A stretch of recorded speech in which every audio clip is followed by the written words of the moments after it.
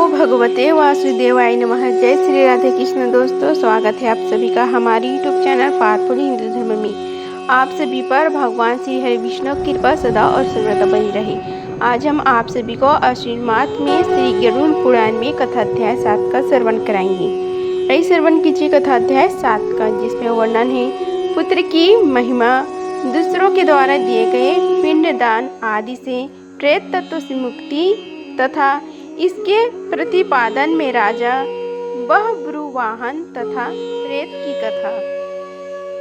श्री गरुड़ जी ने पूछा कि हे भगवान, किस उपाय से मनुष्य प्रमादवश अथवा जानकर पाप कर्मों को करके भी यम की यातना को न प्राप्त हो, उसे कहिए।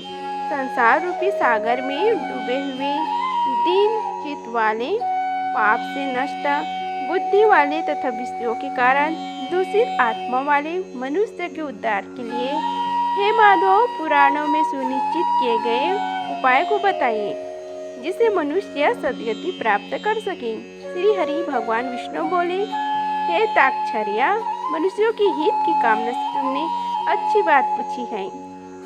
सावधान चित्त होकर सुनो, मैं तुम्हें सब कुछ बताता हूँ।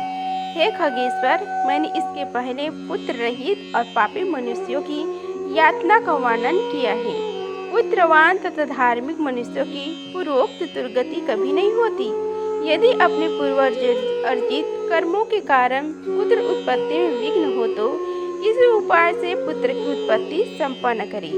हरिवंश पुराण की कथा सुनकर विधान पूर्वक सतचंडी यज्ञ करके तथा भक्ति पूर्वक शिव की आराधना करके विद्वान को पुत्र उत्पन्न करना चाहिए।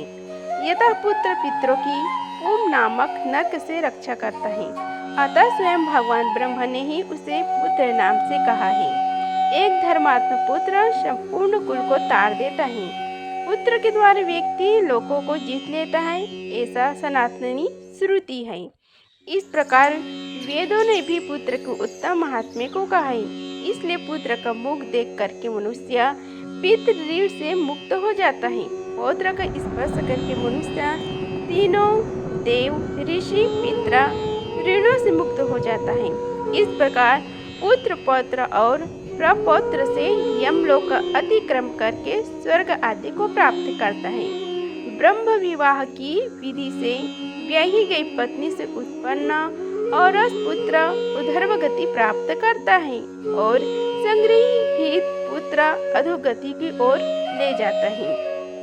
हे खगे श्रेष्ठ, ऐसा जानकर के व्यक्ति हीन जाति की स्त्री से उत्पन्न पुत्रों को त्याग दे।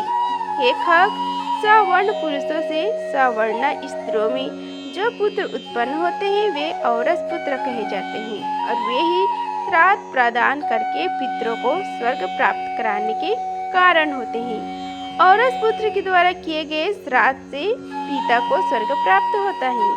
इस विषय में क्या कहना है? दूसरों के द्वारा दिए गए श्राद्ध से भी प्रेत स्वर्ग को चला जाता है। इस विषय में सुनो। यहाँ मैं एक प्राचीन इतिहास कहूँगा जो अधर्वदायी दान के श्रेष्ठ महात्मा को सूचित करता है। हे ताक्षर्य, पूर्व काल में त्रेता युग में महोदय नाम के रमणीय नगर में महाबलशाली और धर्मपरायण बभ्रुवाहन नामक एक राजा रहता था। वह यज्ञ अनुष्ठान परायण, दानियों में श्रेष्ठ, लक्ष्मी से संपन्न, ब्राह्मण भक्त तथा साधु पुरुषों के प्रति अनुराग रखने वाला, शील एवं आचार आदि गुणों से युक्त, स्वजनों के प्रति अपनत्व और इतर जनों के प्रति दया के भाव संपन्न था। शास्त्र धर्म परायण वह राजा बभ्रुवाहन औरस पुत्र की भांति धर्म पूर्वक अपनी प्रजा का पालन करता था और दंड देने योग्य अपराधियों को दंड देता था। वह महाबाहु किसी समय सेना के साथ मृगया के लिए नाना वृक्षों से युक्त एक घनघोर वन में प्रविष्ट हुआ।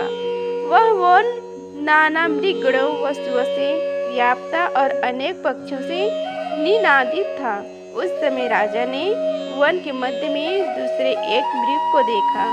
राजा के द्वारा सुदृढ़ बाण से विद्ध वह मृग बाण सहित जंगल में अदृश्य हो गया।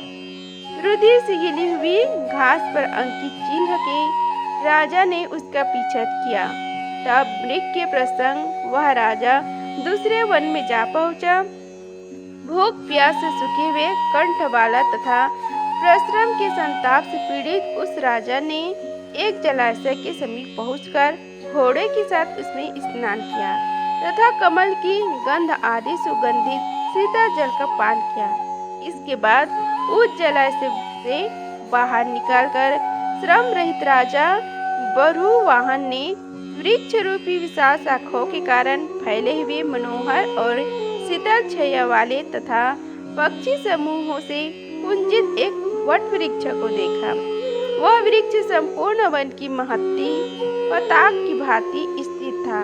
उसकी जड़ के पास जाकर राजा बैठ गया। उसके बाद राजा ने भूख और प्यास व्याकुल इंद्रियों वाले ऊपर की ओर उठे हुए बालों वाले अत्यंत मलिन उबड़े और मांस रहित एक भयानक प्रेत को देखा।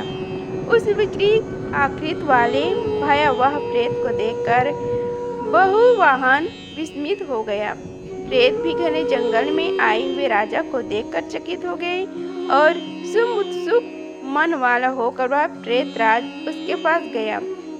एक तक्षरिया तब उस प्रेत राज ने राजा से कहा कि हे महाबाहो, आपके संबंध से मैंने प्रेत भाव का त्याग कर दिया है, अर्थात मेरा प्रेत भाव छूट गया है और मैं परम शांति को प्राप्त हो गया हूँ तथा धन्यंतर हो गया हूँ। राजा ने कहा, हे कृष्ण वर्ण वाले तथा भयावह रूप वाले प्रेत, किस कर्म के प्रभाव से देखने में डराने वाले लगने वाले और बहुत ही अमंगलिकारी इस प्रेत तत्व स्वरूप को तुमने प्राप्त किया। हे तात, अपने प्रेत तत्व की प्राप्ति का सारा कारण बताओ। तुम कौन हो और किस दान से तुम्हारा प्रेत तत्व नष्ट होगा। प्रेत ने कहा, हे श्रेष्ठ राजन, मैं आरंभ से आपको सब कुछ बताता हूँ। प्रेत तत्व का कारण सुनकर आप कृपा उसे दूर करने की दया कीजिए। वैदिश नाम का एक नगर था जो सभी प्रकार की संपत्तियों से सदा समृद्ध, नाना जनपदों से व्याप्त, अनेक प्रकार के रत्नों से परिपूर्ण, धनिकों के भवनों तथा देव एवं राजा प्रसादों से सुशोभित और अनेक प्रकार के धर्म अनुष्ठानों से युक्त थे। हे तात, मैं वहाँ रहता हुआ निरंतर देव पूजा किया करता था। आपको विदित होना चाहिए कि मैं वैश्य जाति में उत्पन्न हुआ और मेरा नाम सुदेव था। मैंने हव्य प्रदान करके देवताओं का तथा कवि प्रदान करके पितरों का तर्पण किया। अनेक प्रकार के दानों से मैंने ब्राह्मणों को संतुष्ट किया था और अनेक बार दीन, अंधे एवं कृपण जरूरतमंद मनुष्य को अन्न दिया था। किंतु हे राजन, मेरा यह सारा सत्कर्म मेरे दुर्दर्वश से निष्फल हो गया। जिस कारण मेरा सुकृत निष्फल हुआ वह मैं आपको बताता हूँ। मुझे कोई संतान नहीं है, मेरा कोई सुहृदय नहीं, कोई बंधु नहीं और न ही ऐसा कोई मित्र ही है जो मेरा अधर्मदैहिक क्रिया करता। हे महाराज, मृत्यु के अनंतर जिस व्यक्ति के उद्देश्य से 16 मानसिक श्राद्ध नहीं दिए जाते, सैकड़ों श्राद्ध करने पर भी उसका प्रेतत्व सुस्थिर ही रहता है और अर्थात दूर नहीं होता। हे महाराज, आप मेरा अधर्मदैहिक कृत्य करके मेरा उद्धार कीजिए, क्योंकि इस लोक में राजा सभी वर्णों को बंधु कहा जाता है। इसलिए हे राजेंद्र, आप मेरा उद्धार कीजिए। मैं आपको मणि रत्न देता हूँ कि हे वीर, यदि आप मेरा हित चाहते हैं तो जैसे मेरी सद्गति हो सके और मेरी प्रेत योनि से जैसे मुक्ति हो सके वैसे आप करें। भूख प्यास आदि दुखों के कारण यह प्रेत योनि मेरे लिए दुस्सह हो गई है। इस वन में सुंदर स्वाद वाले शीतल जल और फल विद्यमान है, फिर भी मैं भूख और प्यास से पीड़ित हूँ। मुझे जल और फल की प्राप्ति नहीं हो पाती। हे राजन, यदि मेरे उद्देश्य से यथाविधि नारायण बलि की जाए, उसके बाद वेद मंत्रों के द्वारा मेरी सभी अधर्मदैहिक क्रिया संपन्न की जाए, तो निश्चित ही मेरा प्रेतत्व नष्ट हो जाएगा। इसमें संशय नहीं है। मैंने सुन रखा है कि वेद के मंत्र, तप, दान और सभी प्राणियों में दया, सत्शास्त्रों का श्रवण, भगवान विष्णु की पूजा और सज्जनों की संगति, ये सब प्रेत योनियों के विनाश के लिए ही होते हैं। इसलिए मैं आपसे प्रेत तत्व को नष्ट करने वाले विष्णु पूजक को कहूँगा। हे राजन, न्याय उपर्जित 2 सुवर्ण मासा भार का सोना लेकर उससे नारायण की एक प्रतिमा बनवाई, जिसे विविध पवित्र जलों से स्नान कराकर 2 पीले वस्त्रों से विशिष्ट करके सभी अलंकारों से विभूषित कर अधिवासित करे। तदनंतर उसका पूजन करे। उस प्रतिमा के पूर्व भाग में श्रीधर, दक्षिण में मधुसूदन, पश्चिम में वामन और उत्तर में गदाधर, मध्य में पितामह ब्रह्मा तथा महादेव शिव की स्थापना करके गंध पुष्प आदि द्रव्यों के द्वारा विधि विधान से पृथक पृथक पूजन करे। उसके बाद प्रदक्षिणा करके अग्नि में हवन करके देवताओं को तृप्त करके घृत, दधि तथा दूध से विश्वदेव को तृप्त करे। तदनंतर समाहित चित्त वाला यजमान स्नान करा के नारायण के आगे विनीतात्मा होकर विधि पूर्वक मन में संकल्पित अधर्वदायी क्रिया आरंभ करे। इसके बाद क्रोध और लोभ से रहित होकर शास्त्र विधि से सभी श्रद्धों को करे तथा विसर्ग करे। तदनंतर ब्राह्मणों को 13 पद दान करे। फिर संज्ञा दान देकर प्रेत के लिए घट का दान करे। राजा ने कहा कि हे प्रेत, किस विधान से प्रेत घट का निर्माण करना चाहिए और किस विधान से उसका दान करना चाहिए। सभी प्राणियों के ऊपर अनुकंपा करने के हेतु से प्रेतों को मुक्ति दिलाने वाले प्रेत घट दान के विषय में बताइए। प्रेत ने कहा, हे महाराज, आपने ठीक पूछा। जिस सुदृढ़ दान से प्रेत तत्व नहीं होता उसे मैं कहता हूँ। आप ध्यान से सुने। प्रेत घट का दान सभी प्रकार के अमंगलों को विनाश करने वाला, सभी लोकों में दुर्लभ और दुर्गति को नष्ट करने वाला, ब्रह्म, शिव तथा विष्णु सहित लोकपालों से युक्त तपाए हुए सोने का एक घट बनाकर उसे दूध, घी आदि से पूरा भरकर भक्ति पूर्वक प्रणाम करके ब्राह्मण को दान करें। इसके अतिरिक्त तुम्हें अन्य सैकड़ों दानों को देने की क्या आवश्यकता है।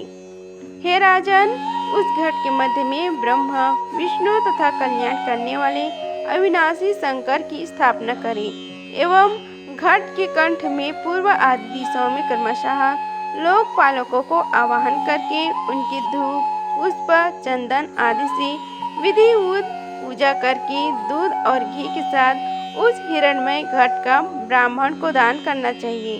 हे राजन, प्रेत तत्व की निवृत्ति के लिए सभी दानों में श्रेष्ठ और महापातकों का नाश करने वाले इस दान को श्रद्धा पूर्वक करना चाहिए। श्री भगवान ने कहा कि हे कश्यप पुत्र गरुड़, प्रेत के साथ इस प्रकार बातचीत हो ही रही थी कि उसी समय हाथी, घोड़े आदि व्याप्त राज्य की सेना पीछे से वहां आ गए। सेना के अनेक के बाद राजा को महाबली देखकर उन्हें प्रणाम करके पुनः अपने उद्धार के लिए अधोदरीय क्रिया करने की प्रार्थना करके वह प्रेत अदृश्य हो गया। हे पक्षी, तदनंतर उस वन से निकलकर राजा भी अपने नगर को चला गया और अपने नगर में पहुंचकर प्रेत के द्वारा बताए हुए वचनों के अनुसार उसने विधि विधान से अधोदरीय क्रिया का अनुष्ठान किया। उसके पुण्य प्रदान से मुक्त होकर प्रेत स्वर्ग को चला गया। जब दूसरे के द्वारा दिए हुए श्राद्ध से प्रेत की सद्गति हो गई तो फिर पुत्र के द्वारा प्रदत्त श्राद्ध से पिता की सद्गति हो जाए। इसमें क्या आश्चर्य है। इस पूर्णप्रद इतिहास को जो सुनता है और जो सुनाता है वे दोनों पाप चरों से युक्त होने पर भी प्रेत तत्व को प्राप्त नहीं होते। इस प्रकार अश्विन मास में श्री गरुड़ पुराण में कथा अध्याय 7 का समाप्त हुआ। बोलो श्री हरि भगवान विष्णु की जय। अगर आप सभी को यह वीडियो अच्छी लगी होगी तो वीडियो को लाइक कीजिए, चैनल को सब्सक्राइब कीजिए और कमेंट बॉक्स में जय श्री हरि लिखिए। धन्यवाद। मिलते हैं अगले वीडियो में, तब तक के लिए जय श्री राधे कृष्णा।